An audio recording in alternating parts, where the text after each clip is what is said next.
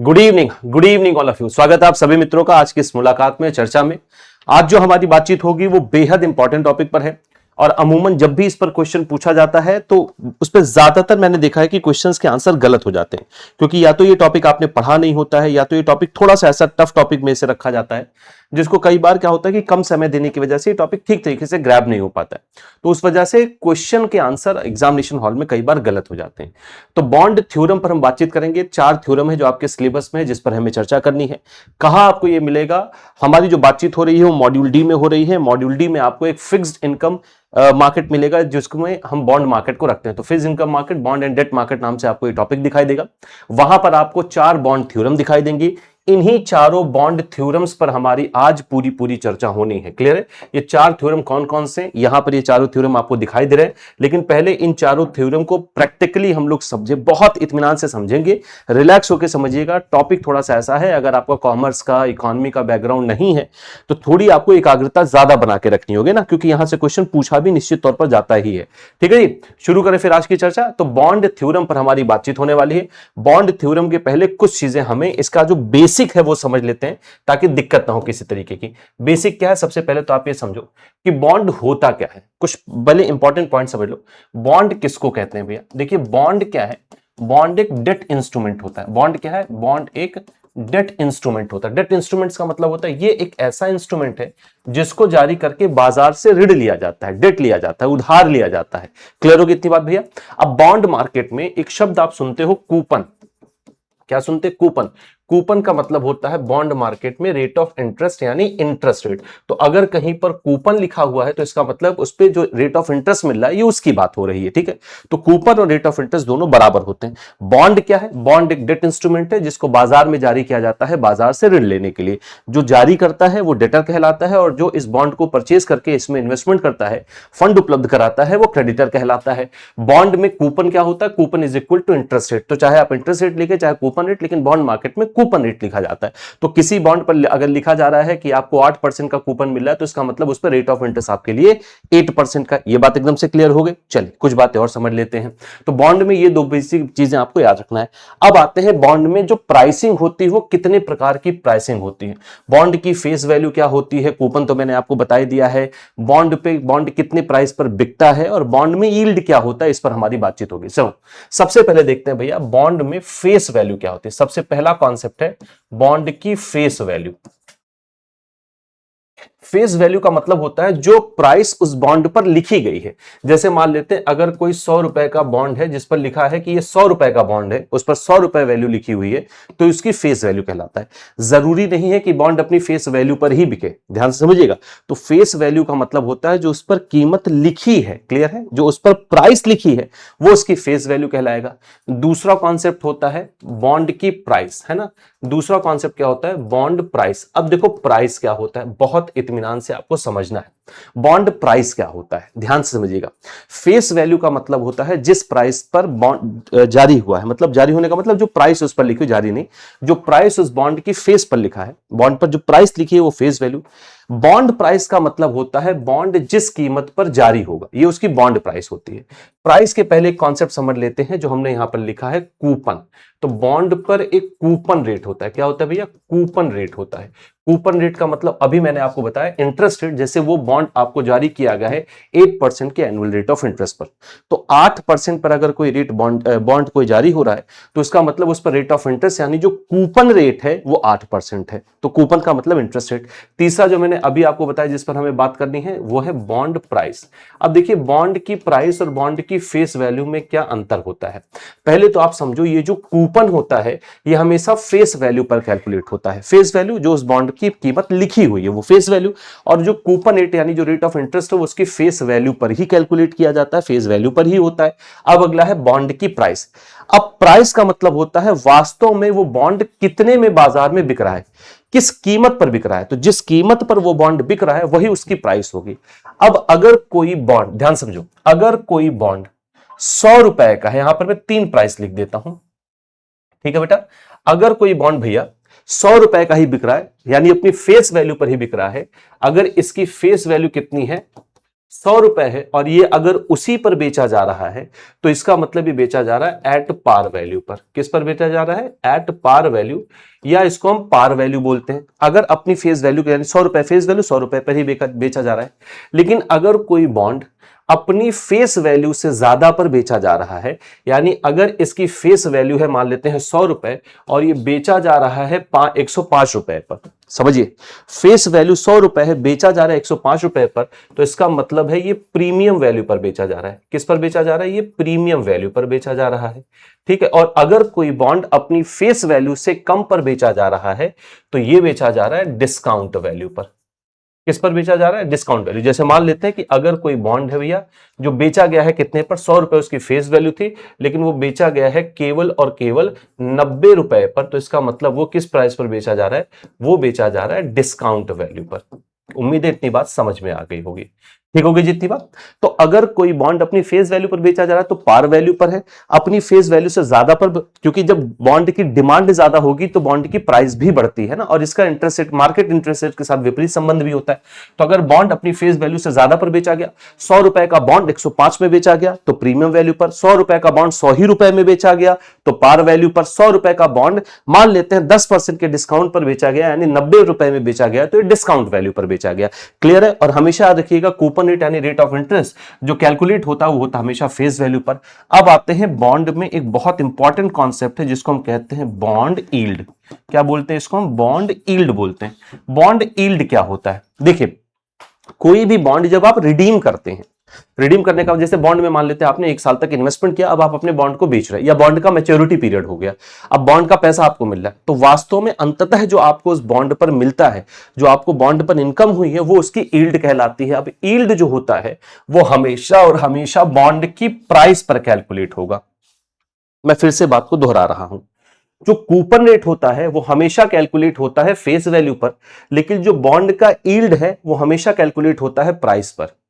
क्योंकि बॉन्ड को आपने किस वैल्यू पर वास्तव में परचेस किया है, इसी से तो आपकी इनकम पता चलेगी।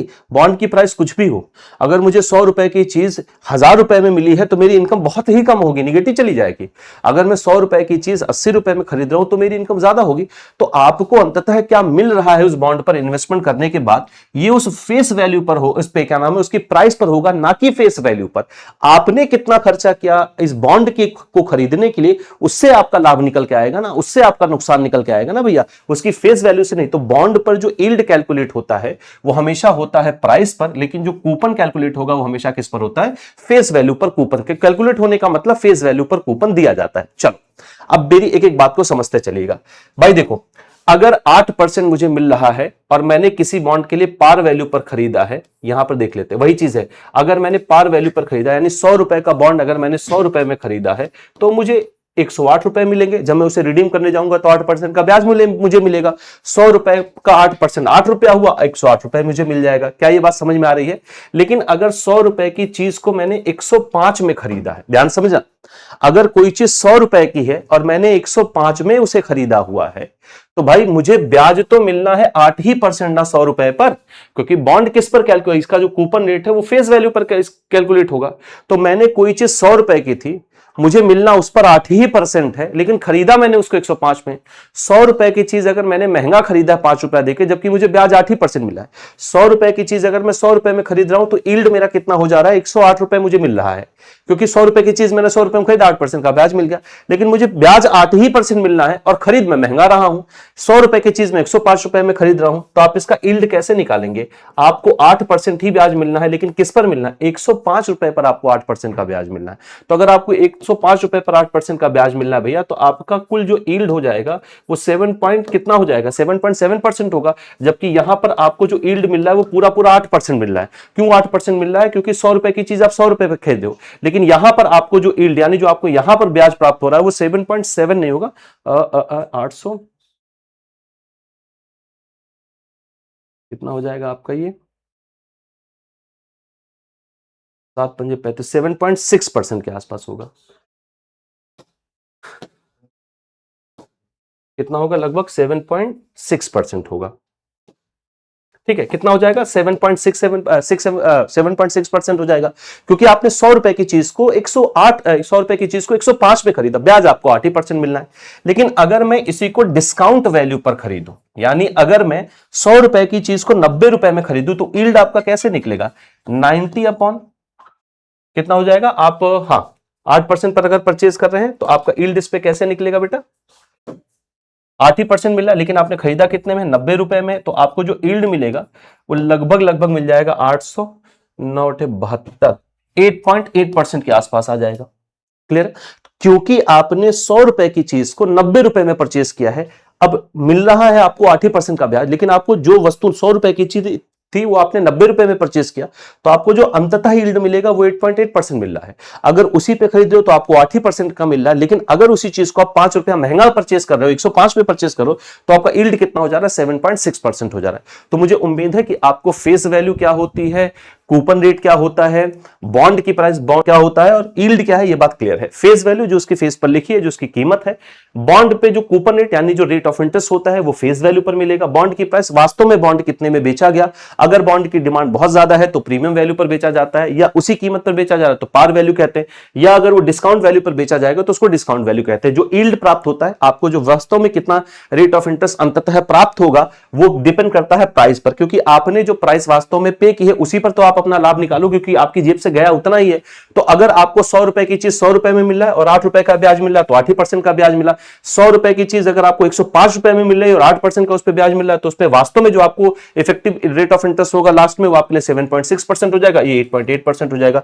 क्लियर है इतना भैया? इसको मैंने ऐसे मुंह ही निकाल लिया, मैंने कोई कैलकुलेटर का उपयोग नहीं किया, इसको एक बार आप लोग रीचेक कर लीजिएगा। वैसे अगर मैंने मुंह निकाला है तो एकदम एग्जैक्ट ही निकला है, वो देख लेना इसको ना, 7.6% 8.88%। अब इतनी बात क्लियर होगी। अब आते हैं बॉन्ड की जो थ्योरम है, जो थ्योरी है बॉन्ड की, उसको देख लेते हैं। चारों थ्योरम क्या है, इनमें से जो पहला है वो बहुत बार पूछा गया है। वैसे ये चारों के चारों थ्योरम अपने आप में बहुत इंपॉर्टेंट है, लेकिन सारे एक एक करके हमें समझते चलना है। उम्मीद है ये वाली जो चर्चा है वो आपको एकदम विधिवत तरीके से समझ में आ गई होगी। चलो अब देखते हैं बॉन्ड के थ्योरम में थ्योरम क्या कहता है। सबसे पहला थ्योरम ये कहता है, एक एक बात को ध्यान से सुनना क्योंकि टफ है, एक एक लाइन को ठीक से समझना है। The price of the bond is inversely related to the change in the rate of interest या इंटरेस्ट रेट। बॉन्ड की जो प्राइस होती है वो इंटरेस्ट रेट के चेंज होने पर चेंज होता है, और कैसा रिलेशन होता है, इनवर्सली रिलेशन होता है, विपरीत संबंध होता है। इसका मतलब यह है कि अगर रेट ऑफ इंटरेस्ट बढ़ेगा तो बॉन्ड की प्राइस कम होगी, रेट ऑफ इंटरेस्ट कम होगा तो बॉन्ड का प्राइस बढ़ेगा। हमेशा और हमेशा के लिए याद रख लो भैया, क्योंकि केवल हो सकता है इतना ही पूछा जाए आपसे कि बॉन्ड का मार्केट में, बॉन्ड की जो प्राइस है मार्केट में जो रेट ऑफ इंटरेस्ट है उससे किस प्रकार का संबंध होता है। तो अगर कभी आपसे ये पूछा गया तो आपको ये बात एकदम क्लियरली पता होना चाहिए कि बॉन्ड का प्राइस के, बॉन्ड के रेट ऑफ इंटरेस्ट का और प्राइस का, इन दोनों का क्या, मार्केट के रेट ऑफ इंटरेस्ट और बॉन्ड के प्राइस का जो रिलेशनशिप होता है वो विपरीत, इनवर्स रिलेशनशिप होता है। रेट ऑफ इंटरेस्ट के बढ़ने से बॉन्ड की प्राइस कम होगी, रेट ऑफ इंटरेस्ट के कम होने से बॉन्ड की प्राइस बढ़ेगी। अब क्यों ऐसा होता है ध्यान से समझो। जैसे मान लो कोई बॉन्ड है जो मुझे 8% का कूपन रेट ऑफर कर रहा है, सुनना मेरी बात को बहुत ध्यान से। कोई बॉन्ड है जो मुझे 8% का कूपन रेट ऑफर कर रहा है, लेकिन मार्केट में मुझे 9% कूपन रेट मिल रहा है, यानी मार्केट में मुझे जो ब्याज है वो 9% मिल रहा है। जैसे मार्केट का मतलब बैंक मुझे 9% का ब्याज दे रहा है और जो बॉन्ड है वो 8% कूपन रेट ऑफर कर रहा है। तो अगर मुझे बॉन्ड 8% ही दे रहा है, जबकि मैं बैंक में अगर इसको इन्वेस्टमेंट करूंगा, क्योंकि मार्केट में मुझे 1% ज्यादा ब्याज मिल रहा है, 9% का ब्याज मुझे मिल रहा है, तो मैं मार्केट में इन्वेस्टमेंट करूंगा या बॉन्ड में करूंगा? बॉन्ड मुझे 8% का दे रहा है, मार्केट के में अगर मैं जाऊंगा बैंक वगैरह में इन्वेस्टमेंट करूंगा तो मुझे 9% का ब्याज मिलेगा, तो मैं बैंक में इन्वेस्टमेंट करूंगा। तो अगर मैं बैंक में इन्वेस्टमेंट करना शुरू कर दूंगा क्योंकि मुझे 1% ज्यादा ब्याज वहां मिल रहा है, तो बॉन्ड की प्राइस पर क्या असर पड़ेगा? बॉन्ड की डिमांड कम होने लगेगी ना, क्योंकि वो ब्याज कम दे रहा है आपको, कूपन रेट कम है उसका। तो बॉन्ड की डिमांड कम होने से धीरे धीरे बॉन्ड की प्राइस क्या हो जाएगी? कम हो जाएगी। तो जहां इंटरेस्ट रेट मार्केट में बढ़ने लगेगा, बॉन्ड की प्राइस क्या होने लगेगी? कम, क्योंकि इसकी डिमांड कम होने लगेगी, क्योंकि मुझे मार्केट में ज्यादा लाभ मिल रहा है। क्या ये बात क्लियर होगी? इसके विपरीत अगर बॉन्ड मुझे 8% का रेट कूपन रेट जो है ऑफर कर रहा है, जबकि मार्केट में अगर मैं इन्वेस्टमेंट करूं तो मुझे 7.5% ही ब्याज मिलेंगे, मैं बैंक में इन्वेस्टमेंट करूंगा तो मुझे 7.5% ही ब्याज मिलेंगे, तो बॉन्ड की डिमांड ज्यादा होगी, क्योंकि बॉन्ड मुझे ज्यादा रेट ऑफ इंटरेस्ट दे रहा है, ज्यादा कूपन रेट मुझे दे रहा है। बॉन्ड मुझे 8% ऑफर कर रहा है जबकि मार्केट मुझे 7.5% ही ऑफर कर रहा है, तो मैं बॉन्ड को परचेज करूंगा ना, क्योंकि बॉन्ड मुझे ज्यादा ब्याज दे रहा है।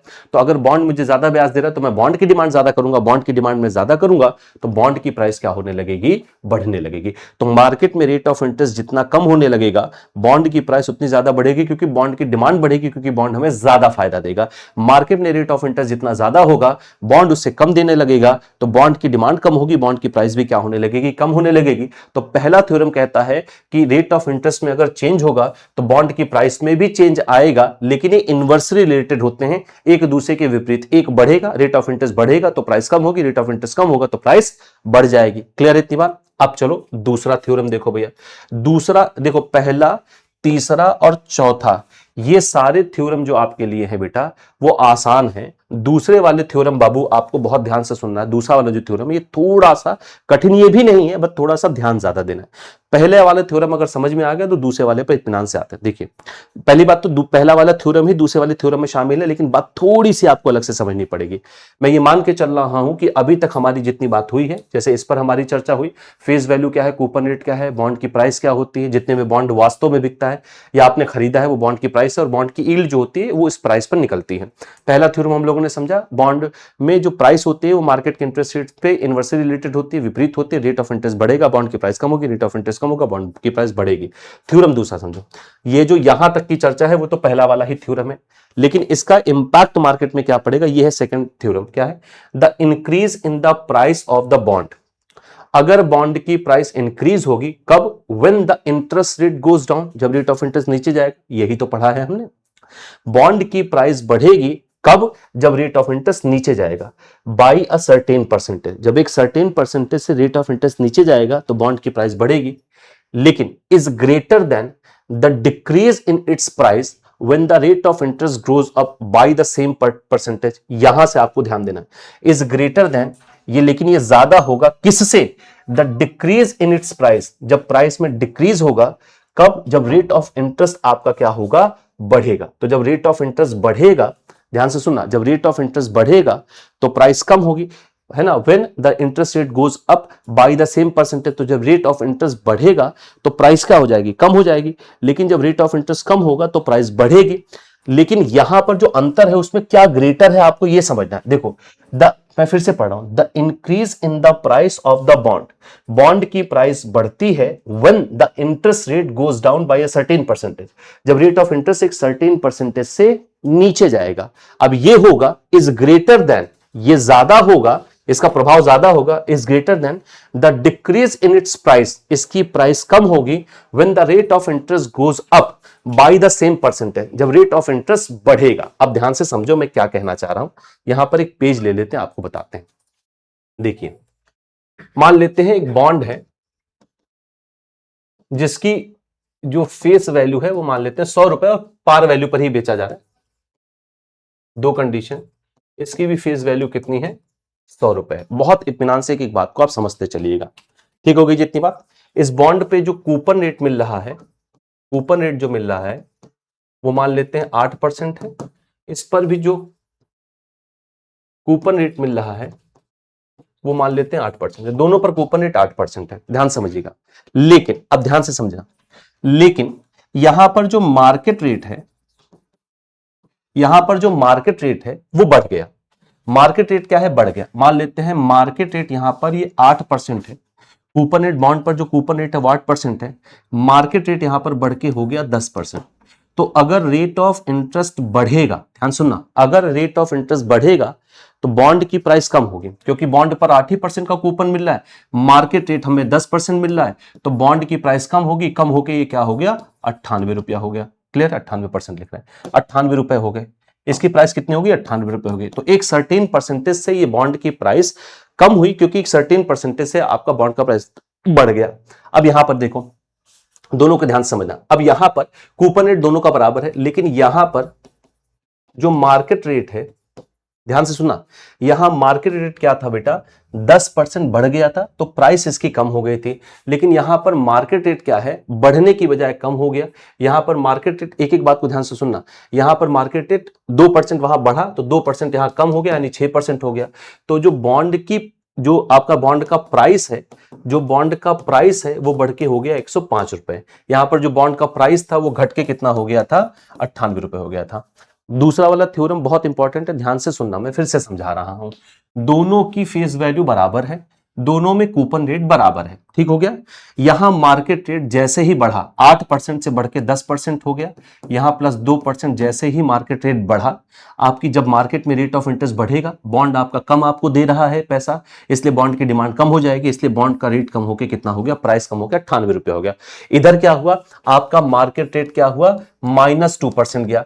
मार्केट रेट बॉन्ड रेट से -2% हुआ, यानी नीचे गया मार्केट रेट। अब मार्केट रेट अगर नीचे चला गया है तो बॉन्ड आपका जाओ, क्योंकि मार्केट रेट 6% हो गया तो बॉन्ड आपका ज्यादा दे रहा है, बॉन्ड आपका ज्यादा दे रहा है, इसका मतलब बॉन्ड की डिमांड ज्यादा होगी, बॉन्ड की डिमांड ज्यादा होगी तो बॉन्ड की प्राइस यहां बढ़ के कितनी हो गई भैया, 105 रुपए हो गई। अब अगर ये समझ में आ गया तो इसको फिर से पढ़ो, क्या कह रहा है, the increase in the price of a bond when the interest rate goes down a certain percentage, the increase in the price of the bond when the interest rate goes down by a certain percentage। यहां पर यही तो हुआ है, price में increase हुआ है जब आपका बॉन्ड का रेट ऑफ इंटरेस्ट एक सर्टेन, मार्केट का रेट सर्टेन परसेंटेज से नीचे गया है, और कह रहा है कि ये ग्रेटर देन होगा, क्या होगा, इस ग्रेटर देन, ये ग्रेटर देन होगा उससे जब बॉन्ड की प्राइस कम होगी और इंटरेस्ट रेट ज्यादा होगा। जब बॉन्ड की, कहां चला गया, देखिए, by certain percentage is greater than the decrease its price when the rate of interest goes up, the decrease in price, the decrease in price when rate of interest goes up, तो rate of interest यहां पर क्या हुआ, ज्यादा हुआ है, तो ये ग्रेटर देन होगा इससे। अब क्या कहना चाह रहा है, देखो होता क्या है कि जब बॉन्ड की मार्केट प्राइस, मार्केट में आपको कम रेट ऑफ इंटरेस्ट मिल रहा है तो बॉन्ड की प्राइस बढ़ती है, जो बढ़ने की दर होती है वो कम होने की दर से ज्यादा होती है। क्योंकि देखो, अगर कोई बॉन्ड ऐसा बॉन्ड है या कोई कंपनी ऐसी कंपनी जो रेप्यूटेड कंपनी है, वो अपनी बॉन्ड की प्राइस में कोई परिवर्तन कर रहा है, उसमें रेट ऑफ इंटरेस्ट में कोई परिवर्तन आ रहा है, तो उसकी बॉन्ड का डिमांड ज्यादा होगा। बॉन्ड का डिमांड अगर, क्योंकि बॉन्ड एक फिक्स इनकम इंस्ट्रूमेंट होता है, बॉन्ड पर आपको निश्चित रूप से इनकम होगी होगी, तो आप उस बॉन्ड की डिमांड ज्यादा करोगे, बॉन्ड की डिमांड आप ज्यादा करोगे तो बॉन्ड पर आपको प्राइस भी ज्यादा देना पड़ेगा। तो जब बॉन्ड की प्राइस बढ़ती है ये तुलनात्मक रूप से ज्यादा होती है जब बॉन्ड की प्राइस कम होती है same percentage of interest rate के बढ़ने से। तो देखो, same percent of interest rate बढ़ा लेकिन बॉन्ड की प्राइस कम हो गई, same percent of interest rate कम हुआ, बॉन्ड की प्राइस बढ़ गई, विपरीत संबंध होता है। लेकिन ये जो बढ़ना है ये ग्रेटर देन होगा उसके कम होने से, यही कह रहा है आपका थ्योरम नंबर 2। यही क्या है भैया, आपका कह रहा है थ्योरम नंबर 2। उम्मीद है बात आपको एकदम क्लियर होगी, यहां तक कोई दिक्कत वाली बात नहीं होगी। यही कह रहा है आपका थ्योरम नंबर 2, द इंक्रीज, मैं फिर से पढ़ रहा हूं, the increase in the price of the bond when the interest rate down by a certain percentage is greater than. यहां तक की बात समझ में आ गया। तो बॉन्ड जब सर्टेन परसेंटेज से रेट ऑफ इंटरेस्ट नीचे जाएगा तो प्राइस बढ़ेगी, ये ग्रेटर देन होगा किससे, उससे, greater than the decrease in its price when the interest rate goes up, the decrease in price, the decrease in price, the decrease in price when interest rate goes up, ये greater than होगा इस वाली condition से, क्योंकि bond की demand यहां पर ज्यादा होगी। उम्मीद है ये बात एकदम से क्लियर होगी आप लोगों को, कोई चिंता वाली बात नहीं है, एकदम से क्लियर है भैया, यहां क्लियर है, इसको देख लिया, क्लियर है यहां पर इतनी बात। चलो अब आते हैं थ्योरम नंबर 3 पर। थ्योरम नंबर 3 कह रहा है, longer the term of maturity of a bond higher will be price sensitive. जिस बॉन्ड की मेच्योरिटी जितनी ज्यादा होगी वो उतना ही ज्यादा प्राइस सेंसिटिव होगा। प्राइस सेंसिटिव होने का मतलब है उसके प्राइस में उतना ही ज्यादा फ्लैक्चुएशन आएगा जिसकी मेच्योरिटी ज्यादा होगी। क्यों ऐसा होता है, जैसे मान लेते हैं आपने सेम कूपन रेट पर, ध्यान समझिएगा, आपने प्राइस की बात यहां पर हो रही है, आपने एक बॉन्ड खरीदा, एक बॉन्ड है 5 साल की मेच्योरिटी का और एक बॉन्ड है 10 साल की मेच्योरिटी का। 10 साल वाली मेच्योरिटी ज्यादा है, उसमें प्राइस सेंसिटिविटी ज्यादा होगी। क्यों प्राइस सेंसिटिविटी ज्यादा होगा, जैसे अगर कोई शॉर्ट टर्म का बॉन्ड होता है, मान लेते कोई 1 ही साल का बॉन्ड है और वो भी आपको 8% का ब्याज दे रहा है, मार्केट में मान लेते हैं थोड़ा ब्याज कम हुआ या थोड़ा ब्याज बढ़ गया, तो उस थोड़े से फ्लक्चुएशन से उस शॉर्ट टर्म वाली मेच्योरिटी पर प्राइस सेंसिटिविटी होगी लेकिन तुलनात्मक रूप से कम होगी। यहां पर समझो, कह रहा है longer the term of maturity of a bond higher will be the price sensitive. जिस बॉन्ड की मेच्योरिटी पीरियड ज्यादा होगी, क्योंकि 10 साल तक आप अभी ये नहीं बता सकते हो कि इस पे कितना हमें लाभ मिलेगा, कंपनी कैसा परफॉर्म करेगी, कंपनी क्या करेगी, कंपनी क्या नहीं करेगी, इसका लॉन्गर पीरियड बहुत है। लेकिन जब बॉन्ड 1 साल का होता है तो आप देख पाते हो कि कंपनी अभी अच्छी आर्थिक स्थिति में, ऐसा नहीं कि अगले 6 महीने में, अगले 1 साल में वो खराब हो जाएगी।